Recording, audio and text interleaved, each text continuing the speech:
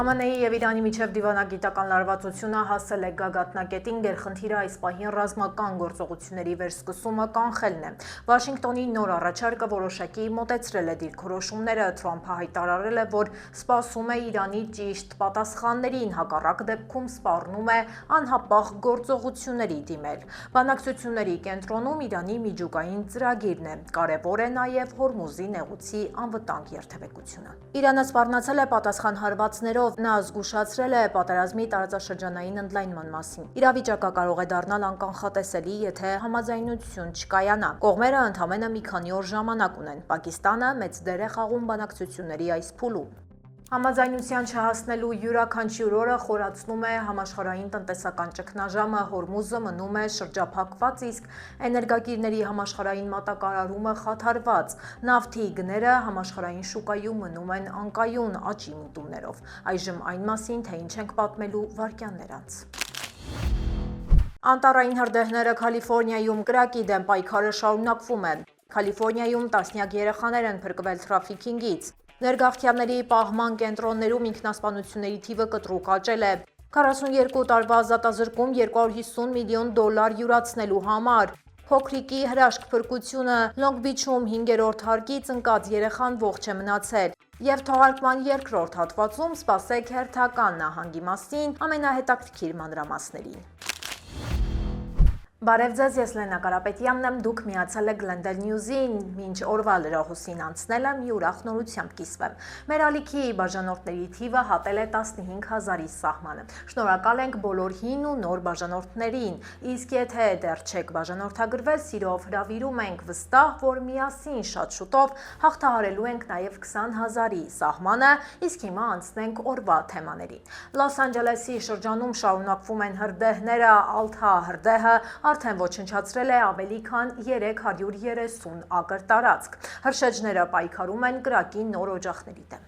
Վենտուրա շրջանում բռնկվել է Սենդի հրդեհը, Ռիվերսայդ շրջանում գրանցվել է ևս 2 դեպք, տարածաշրջանում հայտարարվել է ծխի ծածկույթի պատճառով վտանգավոր իրավիճակ, մի շարք հատվածներում կրակը մոտենում է բնակելի գոտիներին։ Օդային պարեկները հետևում են կրակի ընթացքին, տարածքում գործում են նաև հրշեջ ուղղաթիռներ։ Հարավային Կալիֆոռնիայում իրականացվել է մասշտաբային գործողություն, ձերբակալվել է ավելի քան 300 կասկածյալ։ Այս արշավի արդյունքում փրկվել է 40 երեխա, հանցագործները շահագործել են նույնիսկ 1 տարեկան փոքրիկների։ Գործողությունը տևել է 1 ամիս, այն տարածվել է 5 շրջաններում, դրանց թվում են Լոս Անջելեսը, Օրինջը, Սան Բերնարդինոն, Սանտա Բարբարան և Վենտուրան։ Հանցագործությունների դեմ պայքարի աշխատանքային խումբը հազարավոր գործակալներ է ներգրավվել։ Մեղադրյալները կատարել են սարսափելի հանցագործություններ, նրանք տարածել են սեռական բնույթի նյութեր և զբաղվել մարդկանց թրաֆիքինգով։ Իրավապահները զգուշացնում են, որ հանցագործները հաճախ հենց առցանց են շփվում երեխաների հետ։ Ոստիկանները ծնողներին հորդորում են վերահսկել երեխաների առցանց գործունեությունը։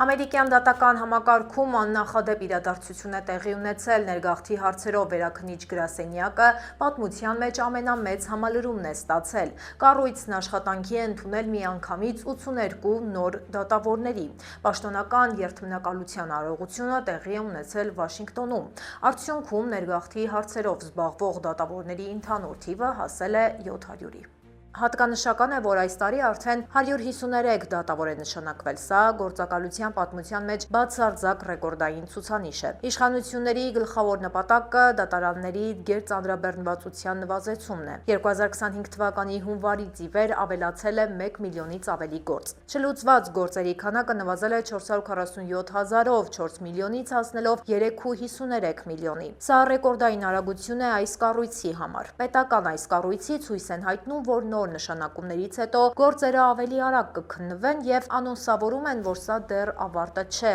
Ապագայում սպասվում են նոր նշանակումներ և հավելյալ բարեփոխումներ այս համակարգում։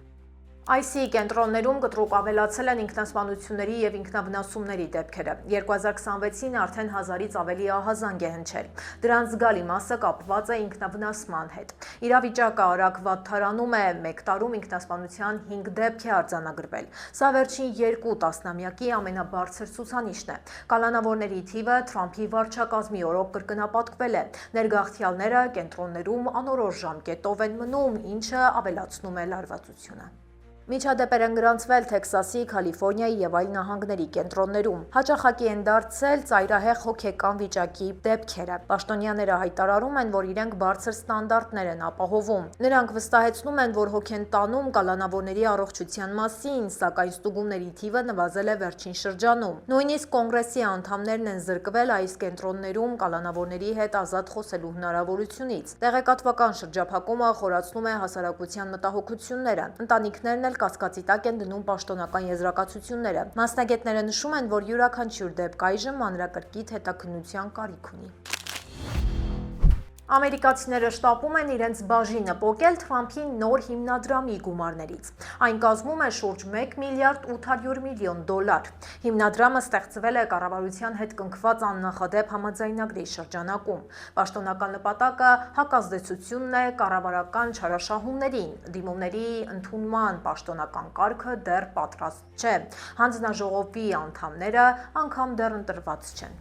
Արդարադատության նախարարությունը հայտնում է, որ միլիոնավոր մարդիկ դիմելու իրավունք ունեն, բայց քաղաքական գործիչները հիմնադրամն անվանել են կաշառքի կաթսա։ Դիմումատուների թվում կարող է հայտնվել անգամ Թրամփի նախկին փաստաբաններից մեկը, սակայն հիմնական մասը կկազմեն հունվարի 6-ին տեղի ունեցած իրադարձությունների մասնակիցները։ Նրանք բոլորն էլ Թրամփի կողմնակիցներն են։ Հիմնադրամի ապագան մնում է բավական անորոշ։ Դատական հայցերը կարող են արգելափակել ամբողջ գործընթացը, սակայն դիմումների հոսքը նախարարություն չի դադարում։ Բոլորը սպասում են հանձնաժողովի վերջնական կազմին։ Հիմնադրամի միջոցները պետք է բաշխվեն մինչև 2028 թվականը։ ԱՄՆ արդարադատության նախարարությունը բացահայտել է ցնցող խարդախություն։ Մինեսոտայում 15 անձ մեղադրվում են Medicaid-ից շուրջ 90 միլիոն դոլար յուրացնելու մեջ։ Սա Մինեսոտայի պատմության ամենամեծ ֆինանսական խաբեությունն է։ Հանցագործները թիրախավորել են հաշմանդամների եւ աուտիզմով տառապող երեխաներին։ Միայն երկու կասկածյալ յուրացրել է 46 միլիոն դոլար։ Նրանք ծնողներին կաշառք են տվել երեխաներին կենտրոններ բերելու համար։ Այնուհետև ներկայացրել են կեղծ բժշկական հաշիվներ եւ պետությունից գումարներ ստացել չմատուցված ծառայությունների դիմաց։ 11 մեղադրյալ յուրացրել է 39 միլիոն դոլար հաշմանդամների խնամքի անվան տակ։ Խարդախները գումարներ են պահանջել նաեւ բնակարանների եւ սննդի ծրագրերից։ Այժմ փոխնախագահ Վենսն է ղեկավարում խարդախության դեմ պայքարի նոր նախաձեռնությունը։ Մինեսոտայում Medicaid-ի որոշ ֆինանսավորումներ արդեն կասեցվել են։ Ամերիկյան դատարանը պատմական վճիռ է կայացրել, Էյմի Բոկը դատապարտվել է գրեթե 42 տարվա բանտարկության։ Նա ղեկավարում էր Feeding Our Future կազմակերպությունը, այն իբր սնունդ էր տրամադրում կարիքավոր երեխաներին։ Իրականում դա եղել է Ամերիկայի խոշորագույն խարդախություններից մեկը, դատախազները բացահայտել են 250 միլիոն դոլարի յուրացում։ Գումարները ծախսվել են ոչ թե երեխաների սննդի, այլ շքեղ ավտոմեքենաների եւ անշարժ գույքի վրա։ Այս գործը լուրջ ազդեցություն է ունեցել Մինեսոտայի վրա։ Թրամփն այս դեպքը օգտագործել է վճռական գործողությունների համար։ Նա Մինեսոտա է ուղարկել դաշնային լրացուցիչ ուժեր։ Դա հանգեցրել է բնակիչների հետ բախումների եւ զոհերի։ Այժմ իշխանությունները շարունակում են նոր հանցագործների որոնումը, օրինակ Ֆահիմա Մահամուդը մեղադրվում է 4.6 միլիոն դոլարի յուրացման մեջ։ Մեղադրյալների մեծ մասը սոմալիական ծագում ունեցող ԱՄՆ քաղաքացիներ են։ 4 միլիոն զինվորականի եւ նրանց ընտանիքների առողջապահական ապահովագրությունը սպասարկող ընկերությունը ստիպված եղավ ներողություն խնդրել։ Ապահովագրական պորտալներում արկա սխալները հանգեցրել էին գումարների մերժմանը։ Զինվորականներն ու նրանց ընտանիքները փաստացի զրկվել էին բժշկական ծառայություններից։ Ընկերության ղեկավարը խոստովանել է մեղքը, նա նամակով դիմել է բոլոր շահառուներին։ Խնդիրները արձանագրվել էին ավելի վաղ, սակայն անուշադրության էին մատնվել։ Միայն լրատվամիջոցների միջամտությունից հետո սկսվեցին լուծվել հարցերը։ Ընկերությունը հայտնել է, որ սխալների թիվը նվազել է, սակայն հարյուրավոր մարդիկ դեռ բախվում են դժվարությունների։ Այժմ ընկերությունը խոստանում է շտկել բոլոր թերությունները։ Նրանք կատարում են ամսական 2 միլիոնից ավելի գործարք։ Շահառուները հույս ունեն, որ իրավիճակը կբարելավվի։ Մեկ ուղևորի պատճառով Փարիզից Դեթրոյթ թռչող օդանավը փոխել է ուղղությունը դեպի Կանադա։ Պատճառը Կոնգոյից ժամանած ուղևորն է եղել։ Նրան սխալմամբ թույլ էին տվել նստել ինքնաթիռ։ Պատճառը էբոլա վիրուսի վտանգի կանխարգելումն է եղել։ ԱՄՆ-ն սահմանել է խիստ սահմանափակումներ, այն տարածվում է Կոնգոյի, Ուգանդայի և Հարավային Սուդանի վրա։ Օդանավի վրա որևէ բժշկական շտապ դեպք չի եղել, այս մասին տեղեկացրել է Air France ավիաընկերությունը։ ԱՄՆ իշխանությունները նոր կանոնակարգ են ընդունել հինգշաբթի օրվանից։ Այժմ բոլոր թռիչքները պետք է վայրէջք կատարեն Վաշինգտոնի Դալլես միջազգային օդանավակայանում։ Այստեղ իրականացվում են առողջապահական հատուկ ստուգումներ։ Նպատակը Ամերիկա վարակի մուտքը կանխելն է։ Այս սահմանափակումները կգործեն առաջիկա 30 օրվա ընթացքում։ Կոնգոյում զայրացած բնակիչները այրել են էբոլայի բուժկենտրոնը, մարդիկ փորձել են վերադարձնել մահացած ընկերոջ մարմինը։ Իշխանությունները արգելել են դա անվտանգության նկատառումներով, ցուցարարները ջարդել են կենտրոնի դռները։ Դիակների հետ շփումը մեծացնում է համաճարակի տարածումը։ Կոնգոյում կա ավելի քան 600 կասկածելի դեպք։ Մահացության պաշտոնական թիվը գրեթե 140 է։ Առողջապահության համաշխարհային կազմակերպությունը հայտարարել է արտակարգ իրավիճակ։ Այս ամենի հաշվարկով ԱՄՆ-ն Կոնգոն համարում է ամենառիսկային երկիրը էբոլայի տարածման հարցում։ Առանց հիմնովին ստուգումների արգելվում է այդ երկրից մարդկանց մուտքը ԱՄՆ։ Վերադառնանք Իրանի թեմային, Թրամփի ձեռքերը մնում են ազատ, օրենսդիրները չեն կարողանա սահմանափակել նրա գործողությունները։ Կոնգրեսում հանրապետականները ձգձգել են գործընթացը, այդ հարցին նվիրված քվեարկությունը հետաձգվել է մինչև հունիս։ Իրանի դեմ պատերազմից 60 օր չանցած Թրամփը հայտարարել էր, թե ռազմական գործողությունները ավարտված են։ 60 օրից ավելի երկար ռազմական գործողությունների դեպքում նա պետք է ստանար օրենսդիրների համաձայնությունը, սակայն այժմ պատրաստ է նոր հարձակումների։ Բնականաբար օրերի հաշվարկը կշարունակվի ոչ թե 60-ից, այլ կսկսվի 0-ից։ Թրամփը վստահ չէ, որ կկարողանա մասնակցել իր որդու հարսանիքին, այն նախատեսված է այս շաբաթվա վերջին։ Նախագահը դեռ չի հաստատել ներկայությունը, Իրանի հետ լարվածությունը խանգարում է նրա պլաններին։ Հարսանիքը տեղի ունենալու շաբաթ օրը Բահամյան կղզիներում, ըստ պաշտոնական աղբյուրների, Թրամփը այդ օրը պետք է ոչ թե Բահամյան կղզիներում լինի, այլ Նյու Ջերսիում։ Նախագահը լրագրողների հետ զրույցում անկեղծացել է, սա լավ ժամանակ չէ ինձ համար։ Թրամփը կատակել է ցանկացած որոշում ամուլի քննադատությանն է արժանանալու։ Գնամ կսպանեն, չգնամ դարձյալ կսպանեն, ասել է նա։ Սա Թրամփ կրտսերի հերթական ամուսնությունն է, այս անգամ ամուսնանում է Բետինա Անդերսոնի հետ։ Ավելի վաղ նա ամուսնացած է եղել Վանեսա Թրամփի հետ։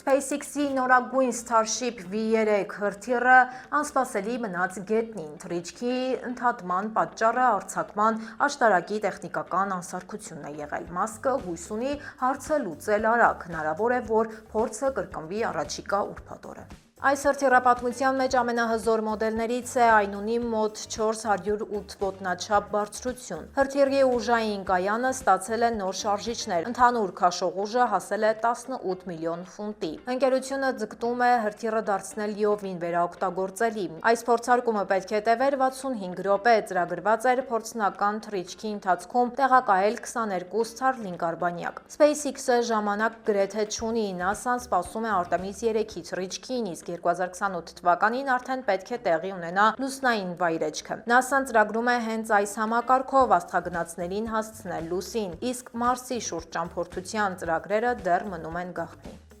Այժմ եկեք տեսնենք, թե ինչ հետաքրքիր նորություններ են հրապարակված մեր սոցցանցերում։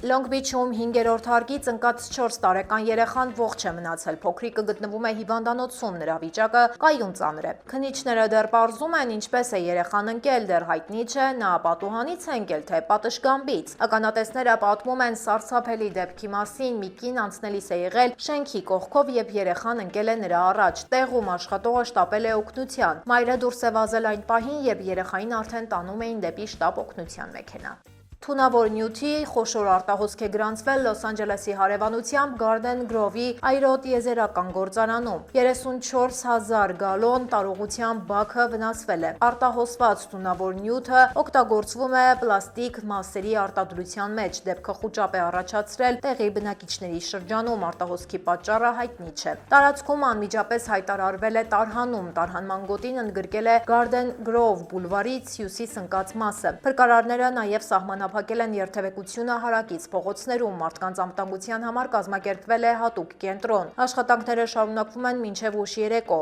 Ուշ երեկոյան է տարհանման հրամանը չեղարկվել։ Բնակիչները կարողացել են վերադառնալ իրենց տները։ Լոս Անջելեսի շրջանի շերիֆի տեղակալը կասկածվում է խոշոր գողության մեջ։ Դեպքը տեղի ունեցել Դայմոնդ բարում։ Պաշտոնյան հանցանքը կատարել է ծառայողական պարտականությունները կատարելու ժամանակ։ Նրան ձերբակալել է հենց Լոս Անջելեսի շրջանի շերիֆի վարչությունը։ Պաշտոնյան հեռացվել է ծառայությունից եւ չի վերադառնա աշխատանքի միջև հետաքննության ավարտը։ Շերիֆի գրասենյակը հանդես է եկել պաշտոնական հայտարարությամբ, հավաստիացնելով, որ օրենքը խախտող ցանկացած աշխատակից կպատժվի ողջ խստությամբ։ Հետաքննությունը շարունակվում է։ Ես ձեզ հրաժեշտ եմ տալիս, իսկ Մանու Հարությունյանը պատմելու է հերթական նահանգի մասին։